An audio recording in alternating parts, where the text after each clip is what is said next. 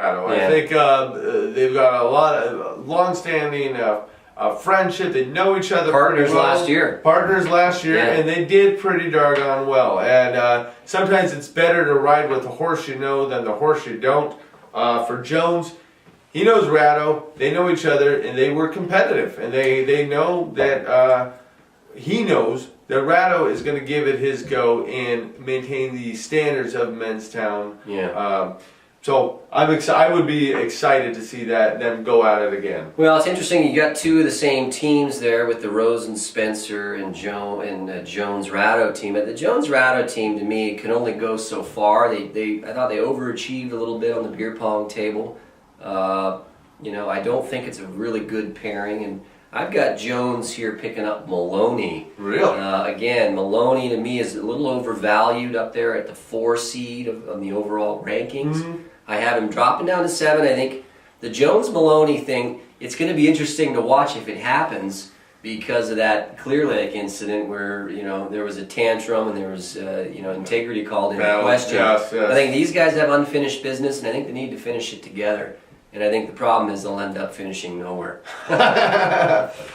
Well, for your number 8, Del Sano. I think we both agree. No. I mean, it's an obvious pick. Del Sano got screwed. He had the second best chance of getting the number 1 pick, and he didn't get. In fact, we were pulling him at commercial break, and his name didn't come up until 4 or 5 more scrolls. I don't know what happened with Darren Scrolls tonight, but Del Sano got screwed. He gets Sudami, and you agree. I do. I think Sudami had a chance to really be chosen high, but after last year's debacle, he has fallen out of graces. How could you go into battle with a teammate that may not be there when the shit hits the fan? I think it burned him. I think he's been thinking about this all year long, and he may surprise some people if he comes and he's moderately intact. I think the fact that Maloney leapfrogged him in the rankings really cut him deep.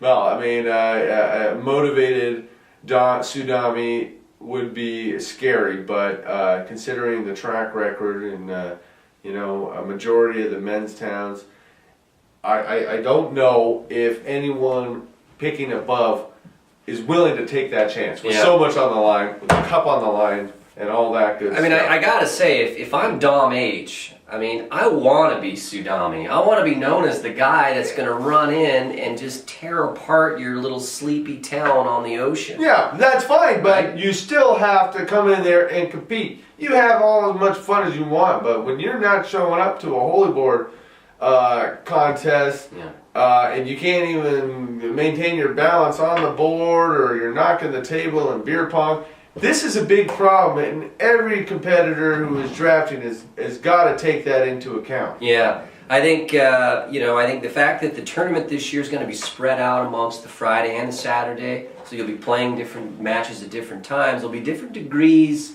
of intoxication at those levels. Sure. If you're playing a later match, you might be a little bit more toasty, and that's going to play into it. And I think the key for Sudami is how can he maintain throughout the day in order to perform at a semi-high level. No doubt. Will they win a match? Well, that's going to be the key for all the competitors. Yeah. They have to maintain the spirit of Menstown while also factoring in their need to win in order to move farther in the tournament. Regardless, there's going to be a lot of talk about this show we just did, Bud. But let me ask you, when you look at your mock draft here, you've got your 8 teams, and if it plays out like you think, this is what you've got. Yes. Who's your champ? Well, my champ, just looking at it, it gets kind of hard, but then when you break down the numbers and the competitors, I can't shy away from this DT's Benny matchup. And they were paired together, fireworks. They're long-standing friends. They know each other's strengths and weaknesses. I would see this as a team that would not be able to be beat. Wow. You get two aggressive Italians up there trying to make it happen. Their testosterone alone will just blow people off the holy boards and the ping pong table. What about you, Bud? Well, when I look at this mock draft, I only see a couple of teams that I wouldn't want to face. I think I just think that how this fell. I think the Singleton with the first pick really threw a lot of this off for me. So I don't like that Benassini-Singleton pairing. You know, I think BJ is going to surprise a lot of people this year. He's an athletic guy. He's a driven guy. He comes to learn, and then he puts that into his play. You couple him with Levet.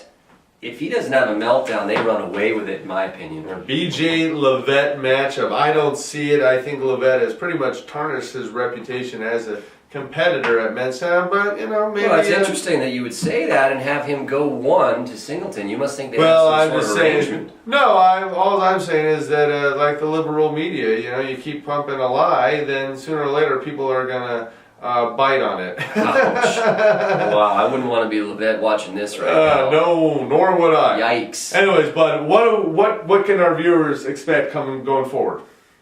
Well, we're going to probably have at least 2 more shows before Menstown. Great. We'll have another show probably in the coming weeks, and then one right before.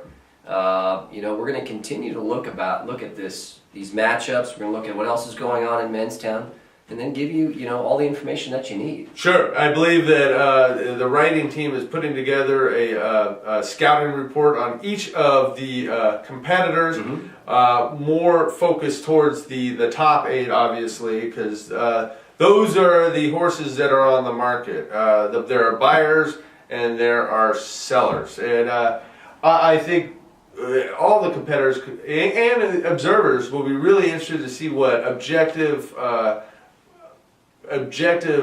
people will say about each other's strengths and weaknesses. Well, we'd also like to see, on the email, you're welcome to email us. I think you've all got that email. A bio about what you're bringing to the table, your strengths, your weaknesses. Yeah, make a case. And make a case. We can share that with the audience here on the show. I think we've gotten one in already from Benny, talking about his merits as an Italian and all of his rings. Or his cups, excuse me.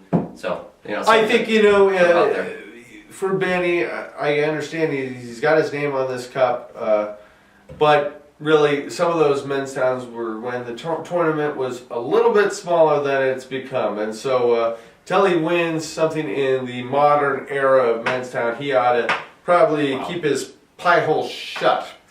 Same with Clay, Clay did win last year, but again, until the BAC is verified, how could, he not just hang his head in shame? Because, you know what, excuses are like assholes.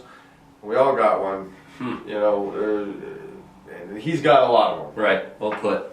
Okay, bud. All right, bud. Well, thank you, everybody, for joining us for the Menstown Minute Draft Order Selection Show and our mock draft. We look forward to seeing you again. Take care, everybody. Thanks, pal.